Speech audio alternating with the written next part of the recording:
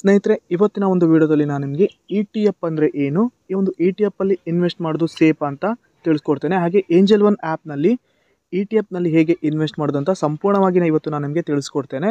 ದಯವಿಟ್ಟು ವಿಡಿಯೋನ ಸ್ಕಿಪ್ ಮಾಡದೆ ಕೊನೆವರೆಗೂ ನೋಡಿ. ಸ್ನೇಹಿತರೆ, ನೀವೇನಾದರೂ ಮೊದಲನೇ ಬಾರಿಗೆ ನಮ್ಮ ಚಾನಲ್ ವಿಸಿಟ್ ಮಾಡ್ತಾ ಇದ್ದೀರಾ ಅಂದರೆ ದಯವಿಟ್ಟು ಸಬ್ಸ್ಕ್ರೈಬ್ ಬಟನ್ ತಪ್ಪದೆ ಕ್ಲಿಕ್ ಮಾಡಿ. ಹಾಗೆ ಬೆಲ್ ಐಕನ್ ಕೂಡ ಆಲ್ ಅಂತ ಸೆಲೆಕ್ಟ್ ಮಾಡಿ. ಹಾಗೆ ವಿಡಿಯೋಗೆ ಒಂದು ಲೈಕ್ ಕೂಡ ಮಾಡಿ ಕನ್ನಡ ಚಾನಲ್ನ ಪ್ರೋತ್ಸಾಹಿಸಿ. ಬನ್ನಿ ಸ್ನೇಹಿತರೆ, ಇದೀಗ ಇವತ್ತಿನ ವಿಡಿಯೋನ ಡೈರೆಕ್ಟಾಗಿ ಶುರು ಮಾಡೋಣ. ಸ್ನೇಹಿತರೆ, ಮೊದಲಿಗೆ ETF ಅಂದರೆ ಎಕ್ಸ್ಚೇಂಜ್ ಟ್ರೇಡೆಡ್ ಫಂಡ್ ಅಂತ. ಸ್ಟಾಕ್ ಮಾರ್ಕೆಟಲ್ಲಿ ETF ಅಲ್ಲಿ ಇನ್ವೆಸ್ಟ್ ಮಾಡೋದು ತುಂಬ ಸೇಫ್ ಅಂತ ಹೇಳ್ಬೋದು. ಯಾಕಂದರೆ ಸ್ನೇಹಿತರೆ, ನೀವು ಇಲ್ಲಿ ETF ಅಲ್ಲಿ ಇನ್ವೆಸ್ಟ್ ಮಾಡೋದ್ರಿಂದ ಕೇವಲ ಒಂದು ಕಂಪನಿಯಲ್ಲಿ ನೀವು ಇನ್ವೆಸ್ಟ್ ಮಾಡಿರಲ್ಲ, ಟಾಪ್ 50 ಕಂಪನಿಯಲ್ಲಿ ನೀವು ಇನ್ವೆಸ್ಟನ್ನು ಮಾಡಿರ್ತೀರ.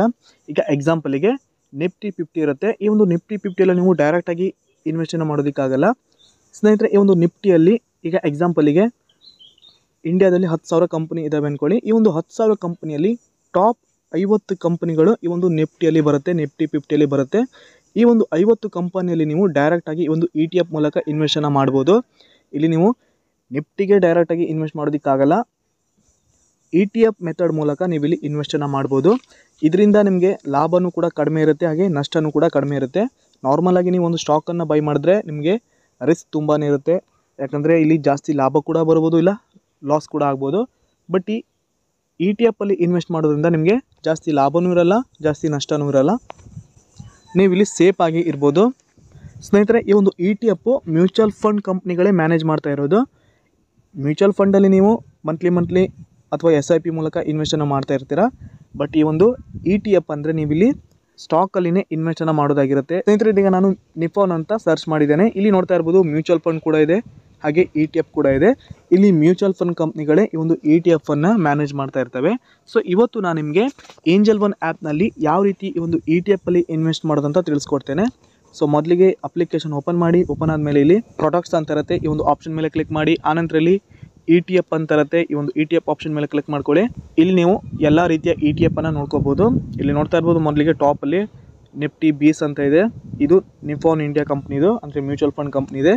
ಹಾಗೆ ಇಲ್ಲಿ ಕೆಳಗಡೆ ಬನ್ನಿ. ಕೆಳಗಡೆ ಬಂದ ನಂತರ ಇಲ್ಲಿ ETF ಕ್ಯಾಟಗರೀಸ್ ಅಂತ ಇದೆ. ಇಲ್ಲಿ ವ್ಯೂ ಆಲ್ ಮೇಲೆ ಕ್ಲಿಕ್ ಮಾಡಿದ್ರೆ ಇಲ್ಲಿ ETF ಅಲ್ಲೂ ತುಂಬ ಹಲವಾರು ಕ್ಯಾಟಗರೀಸ್ ಇದ್ದಾವೆ. ಇಂಡೆಕ್ಸ್ ಇರ್ಬೋದು, ಗೋಲ್ಡ್ ಇರ್ಬೋದು, ಸೆಕ್ಟರ್, ಡೆಬ್ಟ್, ಈ ರೀತಿ ಇದೆ. ಸೊ ಈಗ ನಾನಿಲ್ಲಿ ಇಂಡೆಕ್ಸಲ್ಲಿ ಒಂದು ETF ಅನ್ನು ಸೆಲೆಕ್ಟ್ ಮಾಡ್ಕೋತೇನೆ. ಇಲ್ಲಿ ನಾನೀಗ ಸೆನ್ಸೆಕ್ಸ್ 1 ಈ ಒಂದು ETF ಅನ್ನು ಸೆಲೆಕ್ಟ್ ಮಾಡಿದ್ದೇನೆ. ಇಲ್ಲಿ ನೋಡ್ತಾ ಇರ್ಬೋದು ಇದರ ಪ್ರೈಸು 81.50 ಇದೆ. ಹಾಗೆ ರಿಟರ್ನ್ಸು ಅಂದರೆ 1 ಇಯರಲ್ಲಿ 1.66% ರಿಟರ್ನ್ ಕೊಟ್ಟಿದೆ. 3 ಇಯರಲ್ಲಿ 31.26%, ಹಾಗೆ 1 ಮಂತಲ್ಲಿ ಕೇವಲ 0.32% ರಿಟರ್ನ್ ಕೊಟ್ಟಿದೆ. ಸ್ನೇಹಿತರೆ, ಇಲ್ಲಿ ತುಂಬ ಜಾಸ್ತಿ ರಿಟರ್ನ್ ಬರುತ್ತೆ ಅಂತ ನೀವು ಎಕ್ಸ್ಪೆಕ್ಟ್ ಮಾಡಬಾರ್ದು. ಹಾಗೆ ಇಲ್ಲಿ ಲಾಸ್ ಕೂಡ ಕಡಿಮೆನೇ ಇರುತ್ತೆ. ಸೊ ಈ ಒಂದು ETF ಅನ್ನು ನಾನೀಗ ಡೈರೆಕ್ಟಾಗಿ ಬೈ ಮಾಡ್ತೇನೆ. ಇಲ್ಲಿ ಬೈ ಮೇಲೆ ಕ್ಲಿಕ್ ಮಾಡ್ತೇನೆ. ಬೈ ಮೇಲೆ ಕ್ಲಿಕ್ ಆದ ನಂತರ ಒನ್ ಟೈಮ್ ಹಾಗೆ SIP ಅಂತ 2 ಆಪ್ಷನ್ ಬರುತ್ತೆ. ಇವತ್ತು ನಾನು ಒನ್ ಟೈಮಲ್ಲಿ ಯಾವ ರೀತಿ ಈ ಒಂದು ETF ಅಲ್ಲಿ ಇನ್ವೆಸ್ಟ್ ಮಾಡೋದನ್ನು ತಿಳಿಸ್ತೇನೆ. ಮುಂದಿನ ವಿಡಿಯೋದಲ್ಲಿ SIP ಮೂಲಕ ಯಾವ ರೀತಿ ETF ಅಲ್ಲಿ ಇನ್ವೆಸ್ಟ್ ಮಾಡೋದನ್ನು ತಿಳಿಸ್ಕೊಡ್ತೇನೆ. ಸೊ ಈಗ ನಾನು ಒನ್ ಟೈಮನ್ನು ಸೆಲೆಕ್ಟ್ ಮಾಡ್ತೇನೆ. ಆನಂತರ ಸ್ನೇಹಿತರೆ, ಇಲ್ಲಿ ನಂಬರ್ ಆಫ್ ಶೇರಲ್ಲಿ ನೀವು ನಿಮ್ಮ ಹಣಕ್ಕೆ ಎಷ್ಟು ಕ್ವಾಂಟಿಟಿ ಬರುತ್ತೋ ಅಷ್ಟು ಕ್ವಾಂಟಿಟಿನ ನೀವು ಇಲ್ಲಿ ಬೈ ಮಾಡ್ಕೋಬೋದು. ನಾನಿಲ್ಲಿ ಕೇವಲ 1 ಶೇರನ್ನು ಮಾತ್ರ ಬೈ ಮಾಡ್ತಾ ಇರೋದು. ಸೊ ಅದಕ್ಕೆ ಇಲ್ಲಿ 1 ಅಂತ ಎಂಟರ್ ಮಾಡಿದ್ದೇನೆ. ಆನಂತರ ಇಲ್ಲಿ ಪ್ರೈಸಲ್ಲಿ ಲಿಮಿಟ್ ಹಾಗೆ ಮಾರ್ಕೆಟ್ ಅಂತ ಇರುತ್ತೆ. ನೀವು ಲಿಮಿಟಲ್ಲೂ ಕೂಡ ಒಂದು ETF ಅನ್ನು ಬೈ ಮಾಡ್ಕೋಬೋದು.